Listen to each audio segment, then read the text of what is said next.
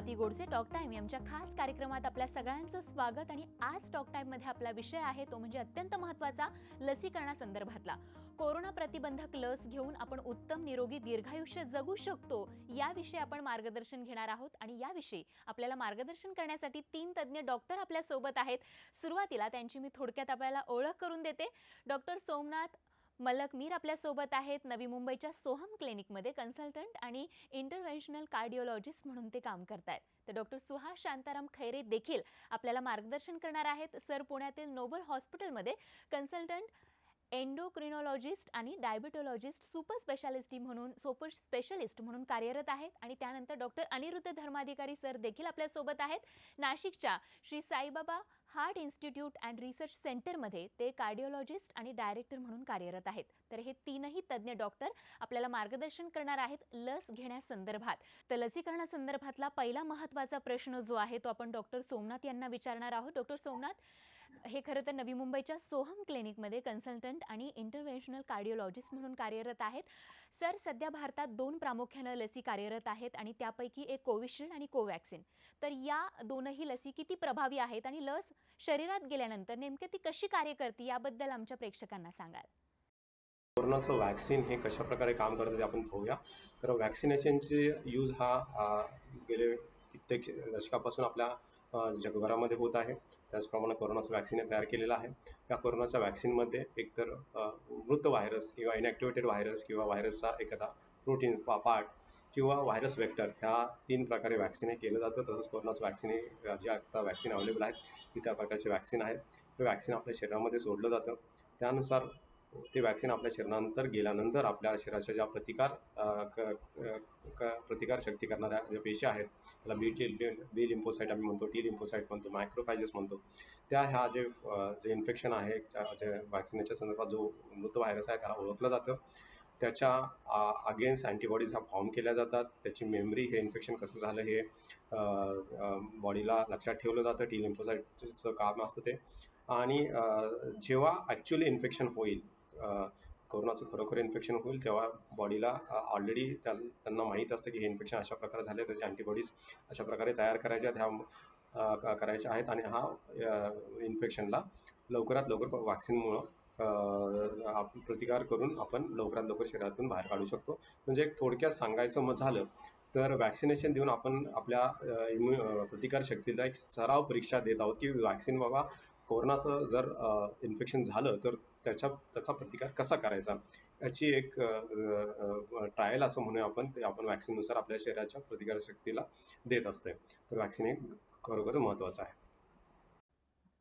Doctor Suhas, दुसरा महत्त्वाचा प्रश्न नागरिकांच्या मनातला तो म्हणजे अनेकांना अजूनही असं वाटतं की लस घेतल्यानंतर काही साईड इफेक्ट होतात। तर खरंच लस घेतल्यामुळे साईड इफेक्ट होतात का? त्याबद्दल तुम्ही प्रेक्षकांना सांगाल? तर कोविड वॅक्सिनचे साईड इफेक्ट नक्की कोणते आहेत ते जाणून घेणं हा अतिशय महत्त्वाचा प्रश्न आहे। कारण आपण कोविड वॅक्सिनची जी मनात भीती समाजामध्ये निर्माण झाली आहे, जे अनेक गैरसमज पसरलेले आहेत, त्यामुळे जी वॅक्सिन हेजिटन्सी जी तयार झाली आहे ते दूर करणं अत्यंत गरजेचं आहे। आपण कोविड वॅक्सिनचे जर साईड इफेक्ट पाहिले तर ते अतिशय सौम्य स्वरूपाचे असतात। जसं तुम्हाला बारीक ताप येऊ शकतो, डोकेदुखी, अंगदुखी होऊ शकते, वॅक्सिन घेतले त्या साईटवर तुम्हाला पेन होऊ शकतं। ह्या व्यतिरिक्त जे अगदी गंभीर स्वरूपाचे असे जे साईड इफेक्ट असतात ते ह्या कोविड वॅक्सिनमुळे अजिबात होत नाहीत। त्यामुळे तुम्ही निर्धास्तपणे वॅक्सिन हे घेतलंच पाहिजे। अजून एक कारण की आपण हे वॅक्सिन का घेतलं पाहिजे, ह्या वॅक्सिन नंतर आपल्याला स्वतःचं प्रोटेक्शन हे होतंच, पण आपल्याबरोबर इतरांचं म्हणजे समाजाचं प्रोटेक्शन होण्यासाठी जी हर्ड इम्युनिटी आहे ती डेव्हलप होण्यामध्ये मदत होते। हर्ड इम्युनिटी म्हणजे जेव्हा हे वॅक्सिन आपण 70 to 80% लोकांना देऊ तेव्हा जी समाजाची जी इम्युनिटी एकत्रित इम्युनिटी निर्माण होईल त्याला आपण हर्ड इम्युनिटी असं म्हणतो। आणि ही हर्ड इम्युनिटी तयार होण्यामध्ये वॅक्सिनेशन हा नक्कीच एक मैलाचा दगड ठरेल। त्यामुळे सर्वांनी वॅक्सिनेशनच्या या कॅम्पेनमध्ये आपलं सहकार्य हे केलंच पाहिजे।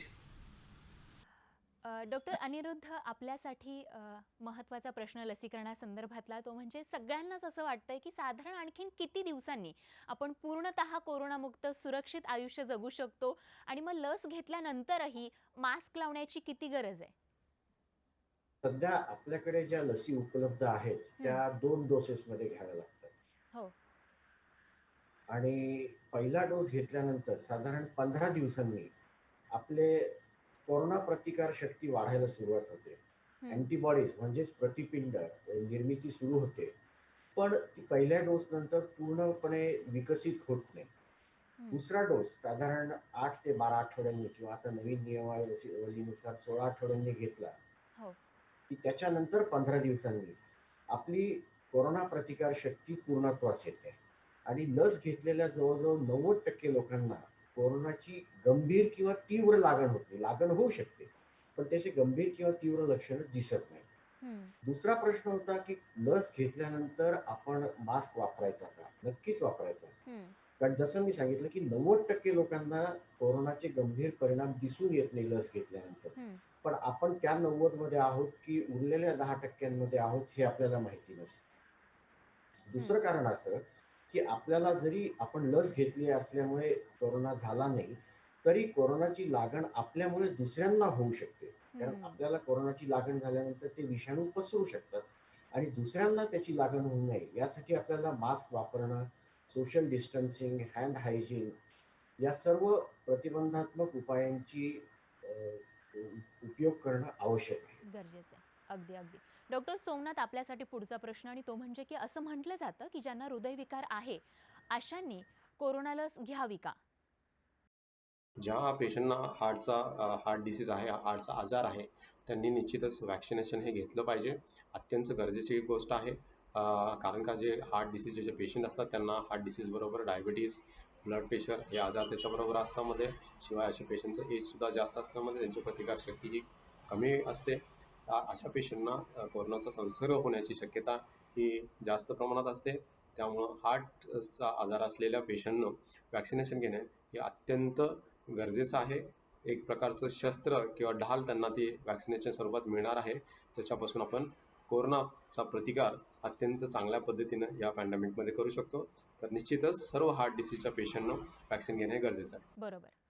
डॉक्टर सुहास, पुढचा प्रश्न आपल्यासाठी आणि तो म्हणजे मधुमेह असणारे नागरिक लस घेऊ शकतात का?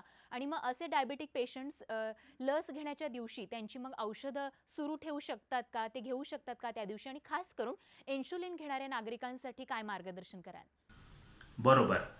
तर आमच्या बाह्यरुग्ण विभागामध्ये एक सतत विचारला जाणारा हा प्रश्न आहे की डॉक्टर, आम्हाला डायबिटीस आहे, तर आमच्यासाठी हे कोविड वॅक्सिन सेफ आहे का?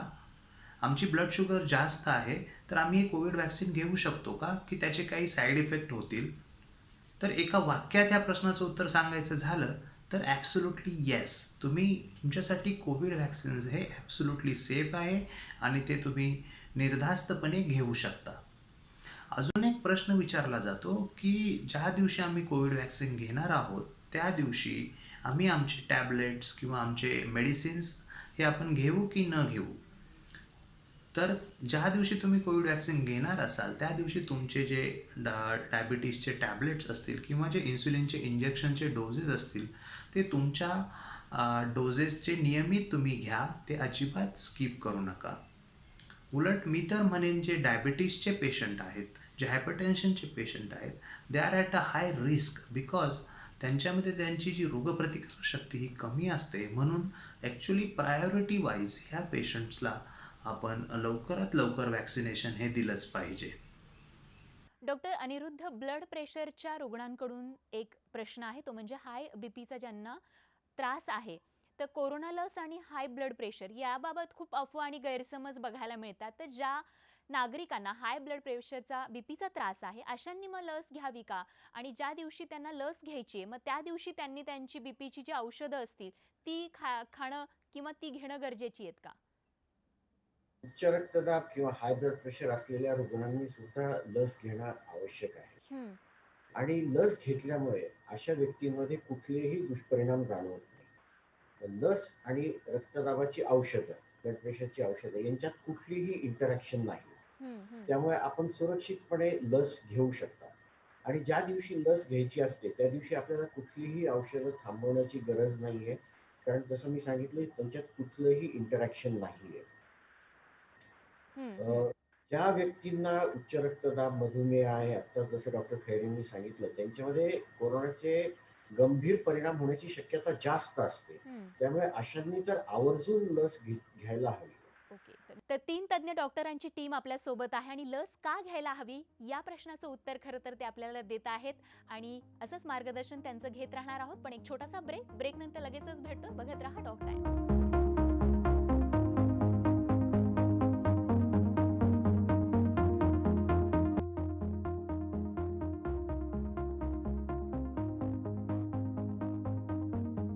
ब्रेकनंतर टॉक टाइम या आमच्या खास कार्यक्रमात आपल्या सगळ्यांचं पुन्हा एकदा स्वागत. लस घेणं कोरोनाच्या काळात किती महत्त्वाचं आहे या प्रश्नाचं उत्तर देण्यासाठी 3 तज्ञ डॉक्टरांची टीम आपल्या सोबत आहे. चला तर मग मार्गदर्शनाला सुरुवात करूयात. डॉक्टर सोमनाथ, आपल्यासाठी प्रश्न आहे हृदयविकार ज्यांना आहे अशा रुग्णांचा प्रश्न आहे की ज्यांना हृदयविकार आहे किंवा त्यांचं हृदयाचं ऑपरेशन झालेलं आहे, काही शस्त्रक्रिया झालेली आहे, अशा नागरिकांनी लस घेणं किती गरजेचं आहे आणि हृदय रोगासाठी जे नागरिक औषधं घेत आहेत त्यांना मग लस घेण्यापूर्वी आपली औषधं थांबवावी लागतील का? निश्चितच हार्ट डिसीजमध्ये आधी अँजिओप्लास्टी झालेलं असू दे किंवा कोरोनरी आर्टरी बायपास सर्जरी झालेली असू दे, तर ह्या पेशंट्सनं वॅक्सिन घेणे अत्यंत गरजेचं आहे. त्याच्यावरूनच ते विचारलं गेलं आहे की ज्यांचे जे मेडिसिन चालू आहेत ते काय केलं पाहिजे. तर जे मेडिसिन्स चालू आहेत त्यांनी ते रेग्युलर घेतले पाहिजे. फक्त ज्या ब्लड थिनर्स जे आहेत, तर असे जे पेशंट्स ब्लड थिनर म्हणजे वॉरफॅरिन असेल किंवा आजकालचे ॲसिट्रोम असेल किंवा निवर जे अँटी कोॲग्युलंट ड्रग आहेत, रिओरॉक्झिमॉन वगैरेचे किंवा डायबॅटिग्लोट्रॉन, तर असे जर ड्रग जर एखादा पेशंट त्याच्यावर असेल तर त्यांनी त्यांच्या डॉक्टरांना भेटलं पाहिजे. INR नावाची जी तपासणी असते की ब्लड किती पातळ झाले त्याच्यामध्ये आपण मोजू शकतो. तर ते त्यांच्या सल्ल्यानुसार निश्चितच ते नॉर्मल करून आपल्याला अशा पेशंटमध्ये सुद्धा वॅक्सिनेशन घेता येतं. शिवाय अशा पेशंटमध्ये आम्ही वॅक्सिनेशन देताना अतिशय सूक्ष्म अशी म्हणजे कमी गेजची 22 किंवा 24 नंबरची सुई वापरून त्याच्यामध्ये वॅक्सिनेशन हे आपणाला करता येऊ शकतं.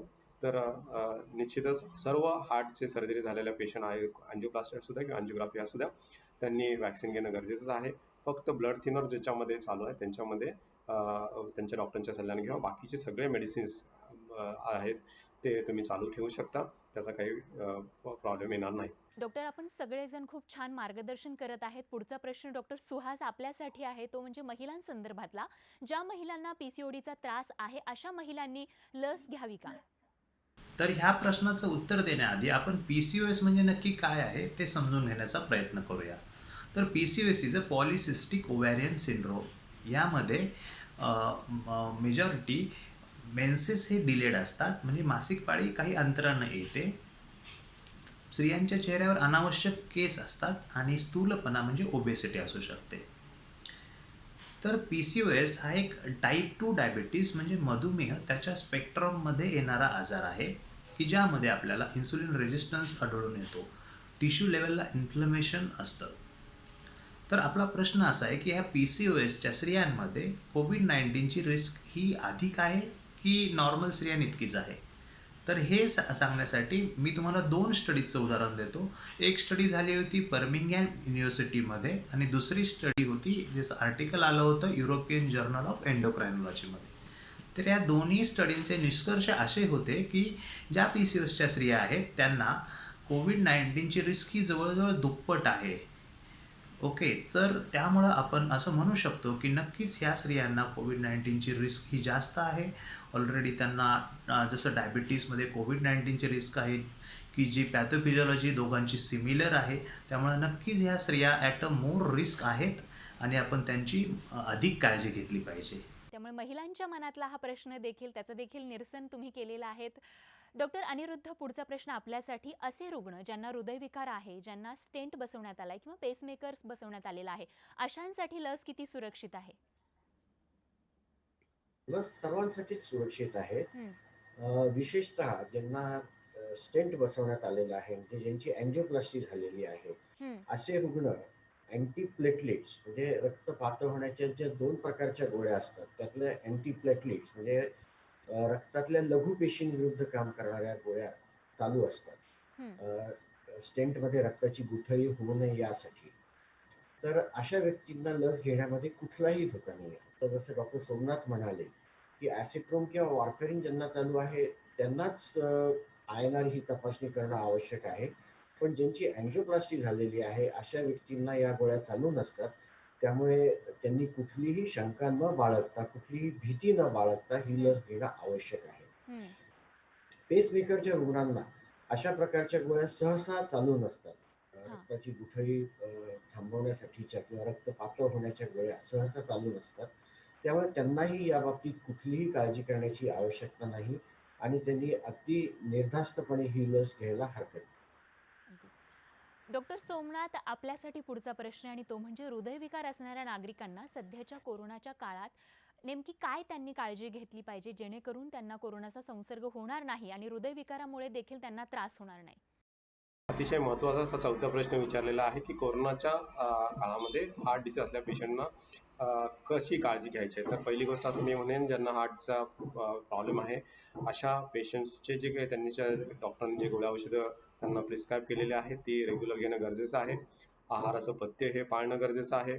व्यायाम जे काही त्यांना सांगितलेलं आहे ते पाळणं गरजेचं आहे. त्याचबरोबर सगळ्यांनी लसीकरण करून घेणे महत्त्वाचं आहे आणि त्याच्याबरोबरच आपल्या डॉक्टरांच्या नियमित जी काही तुमची अपॉइंटमेंट असेल त्यानुसार त्यांची भेट घेणं गरजेचं आहे.